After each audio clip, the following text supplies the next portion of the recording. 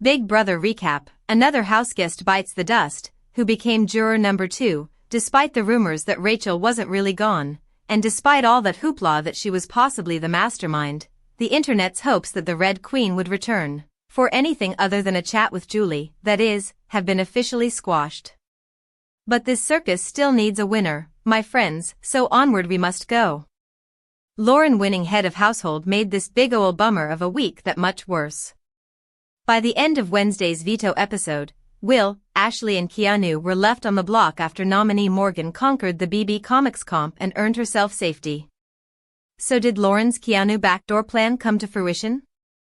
The houseguests keep throwing around the word backdoor, but the BB Blockbuster has more or less nullified the backdoor strategy altogether. If a houseguest has an opportunity to save him or herself, then it's not really a backdoor, right? I digress. In the BB Blockbuster competition, players were tethered by a rope that was tangled up, down and all around a luggage cart. The nominees had to crawl through the cart to untangle themselves, and when they had enough free rope, run across to insert a key into their individual podiums. After a few minutes of climbing and crawling, Keanu won the competition, thereby earning safety for the night. The houseguests then voted between the two comp losers, and when Julie announced the results, Will was evicted by a vote of 3-2 and became the season's second jury member. Did the right person go home this week? Who are you rooting for at this point? Sound off in the comments. The final Power of Veto competition of Big Brother 27 has ended, and Morgan Pope emerged as the winner. This marks her 5th veto win of the season, solidifying her strong performance heading into the final 3. The competition took place just days before the live eviction that will determine the season's finalists. This result carries major weight because the veto winner not only secures safety but also decides who will stay in the game. Morgan now holds that power, and her choice will shape the path to the finale. According to the live feeds, she is leaning toward keeping Vince Panaro safe, which leaves Ashley Hollis and Ava Pearl vulnerable. Power of Veto decides final 3. Morgan's win came shortly after she claimed head of household in week 11, securing her spot in the final 3. The veto competition featured Morgan, Vince, Ashley, and Ava. With her victory, Morgan gained the power to control the last eviction before finale night. Live feed conversations showed Morgan hinting she would not use the veto on her nominees, Ashley and Ava. Instead, Vince will decide who joins the final 3, as he casts the sole vote to evict. This makes his choice between Ashley and Ava critical. Ashley has argued that Vince will pick her, pointing to Ava's history of being nominated multiple times. Trusted entertainment outlets like CBS confirmed the Power of Veto results through live updates. The stakes are high because the decision will shape not only who makes it to finale night but also who has the strongest case to win the $750,000 prize. Analysis: Morgan's risk and Vince's power. Although Morgan holds the veto, the outcome leaves her exposed. If she does not remove a nominee, Vince controls the eviction vote. This could hurt her chances in the final 2 if Vince decides she is too strong to sit next to in the end. Analysts point out that if Vince wins the final head of household, he may cut Morgan, believing the jury views her as the strongest competitor. Meanwhile, both Ava and Ashley might prefer Vince over Morgan in a final 2 scenario because of his strained relationships with jury members. This dynamic makes Morgan's path risky despite her veto win. For Morgan, the clearest route to victory is to win the final HOH and take control of her fate. If she eliminates Vince at that stage, it would be a bold move likely to impress the jury and secure her the win. Probably would have been more of a landslide against Vince than against Ashley, which is why I was very torn. Even now, part of me feels like I would have taken Ashley, because I know I would have beat her, but I could have taken Vince to beat him too. But it was hard, because when she won, and I was holding her hand on the way out and telling her how proud I was of her and congratulating her, part of me just had this feeling that I was going to be the last juror. And it's like when things are out of your control, you can't let it get the best of you. Always stand by the fact, when you try to control something, it controls you. So I knew in that moment that I could look back and leave this house being proud of the game that I played, and even if I didn't win this game, I do believe that people are going to remember the game that I played. And when they hear Big Brother 27, they might even mention my name before Ashley. I mean, like it's something that I know that while I didn't win the game, I was the best in the game, and I'm very flattered by that, and I'm honored to hold that title, if you will. Being a seventh juror, you got to cast a vote, and you were the sole vote for Vince. Was that in spite of Ashley, or were you just being loyal to Vince?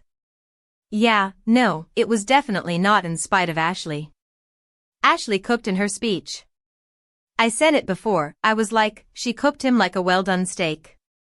I was so proud of her, truly.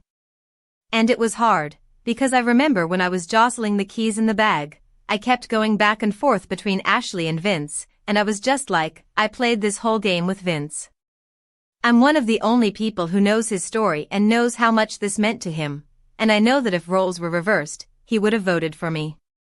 So it was just one of those ways of saying thank you for playing this game with me, and the fact that we didn't go after each other when we had so many times where we could have, and I know he would have done the same for me.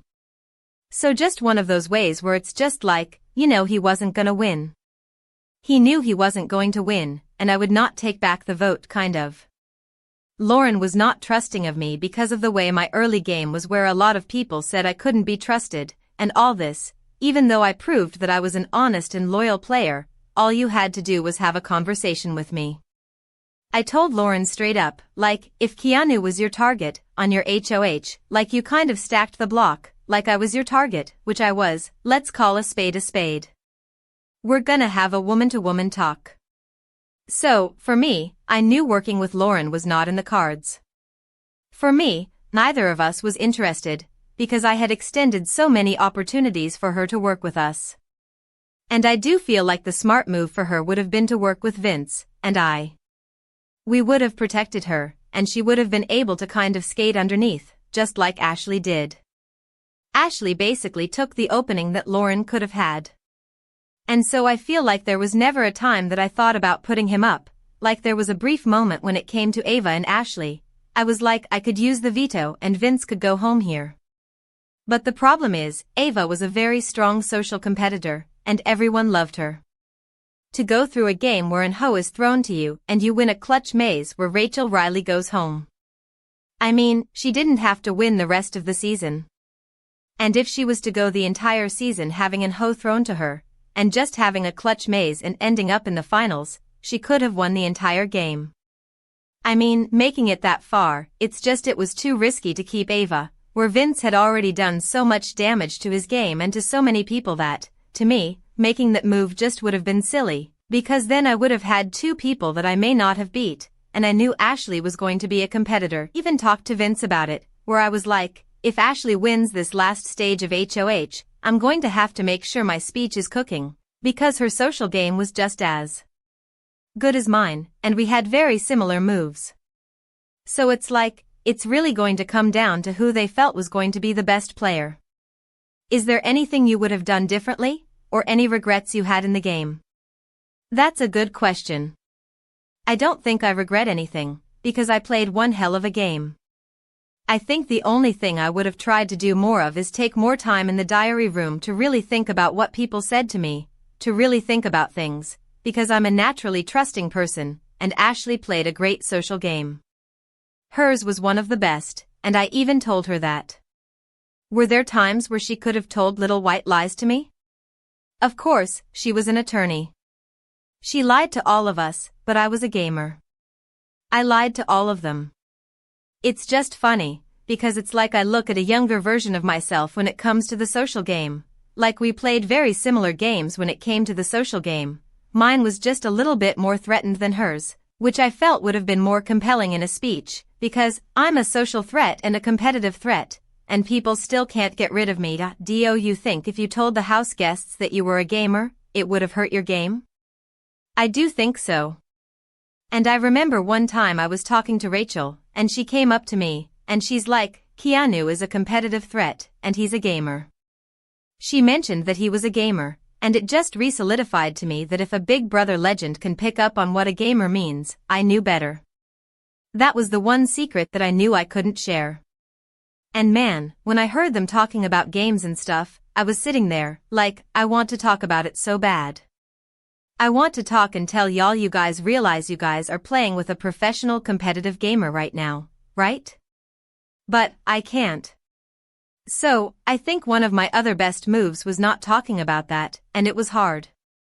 It was so hard to not say that I had that planned in my final speech to drop the bomb of who people were actually playing with.